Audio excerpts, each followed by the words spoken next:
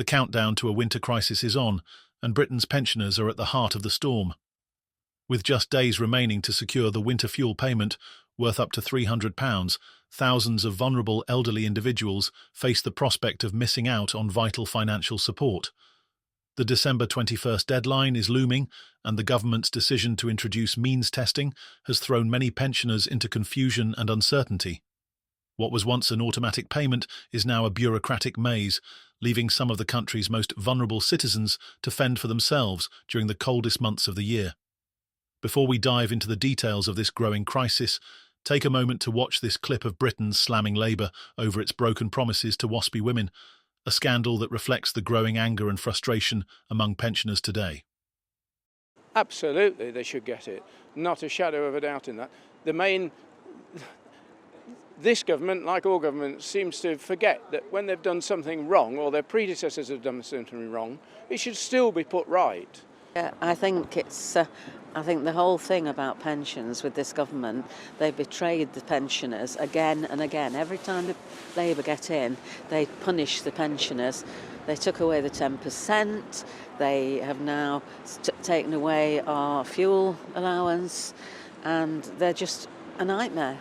They betray certainly them, but they've now betrayed us as well, because it's a double-edged sword, isn't it? They promise you this and then give you that, and it's not fair. I've worked 60 years of my life, and I think I deserve a better pension, and so do the other people, who's done the same. At the core of the issue is pension credit, a benefit that has become the gateway to the winter fuel payment and several other forms of support. Yet shockingly, an estimated 880,000 eligible pensioners are not claiming pension credit, often due to a lack of awareness or the complexity of the application process. Pension credit boosts weekly income to £218.15 for single pensioners or £332.95 for couples, and opens the door to additional benefits, including free dental care, glasses and TV licenses for those over 75. For pensioners like Margaret Davies, 74, the process has been overwhelming. Margaret, a widow living on a modest income, has spent weeks trying to navigate the pension credit system, but remains unsure if she will meet the deadline. "It's like they've designed it to stop us from claiming," she said. "The forms are complicated, and even when I call for help, I'm left waiting on hold for hours. I'm not sure if I'll get it in time." Margaret's story is not unique. Advocacy groups and charities have reported a surge in calls from elderly people desperate for assistance. Many are confused by the qualifying week requirement, which stipulates that claims must be backdated to a specific week in September. For those unfamiliar with the system, gathering the necessary paperwork and financial details is proving to be a monumental task. This growing crisis is happening against the backdrop of a larger issue: fuel poverty. More than 6 million households in the UK are now struggling to heat their homes adequately, and for many, the winter fuel payment represents the only way to stay warm during the harsh winter months. With energy bills continuing to rise, the stakes couldn't be higher. Charities like Citizens Advice and Groundwork's Green Doctors are working tirelessly to support pensioners, but they warn that without systemic changes, many elderly people will be left in the cold. Ranjit Blythe, managing director of the Cadent Foundation, described the situation as a ticking time bomb. Fuel poverty is a growing issue that requires long-term solutions, not quick fixes.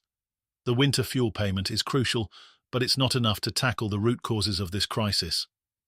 Critics argue that the government's approach to means testing has added unnecessary hurdles for pensioners, many of whom lack the technological skills or resources needed to navigate the application process. Meanwhile, the government has defended the changes, insisting that means testing ensures the money goes to those who need it most. However, this rationale has done little to appease critics who point out that pensioners just above the income threshold are now being excluded, despite facing significant financial hardship. The anger among pensioners has been amplified by lingering frustration over Labour's handling of the WASPy women scandal. Thousands of women born in the 1950s were left without expected state pension payments after sudden changes to the retirement age. For many, the unresolved WASPI scandal has become a symbol of the broader neglect faced by Britain's elderly population. Economic pressures are adding further strain to the situation. Under Rachel Reeves's autumn budget, a steep hike in national insurance contributions has drawn the ire of businesses and economic experts alike. Companies such as Jaguar Land Rover and Shoezone have announced plans to cut back on investments and operations, blaming the increased costs for their decisions.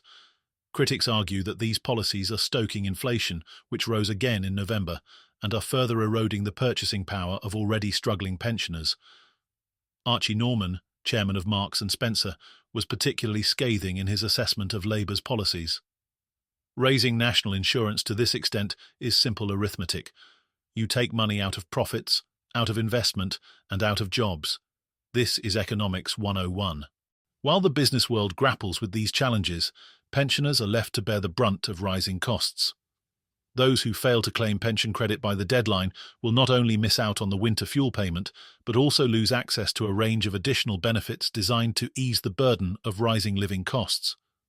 Advocacy groups have called for the government to extend the December 21st deadline and simplify the application process, but so far there has been no indication that these demands will be met. The urgency of the situation is underscored by the broader economic instability facing the nation. Labour's tax hikes, combined with stagnant wage growth and declining consumer confidence, have created a perfect storm for Britain's most vulnerable. For pensioners, the result is a winter of uncertainty and fear. Charities, local councils, and community groups are doing everything they can to raise awareness and assist pensioners in completing their applications.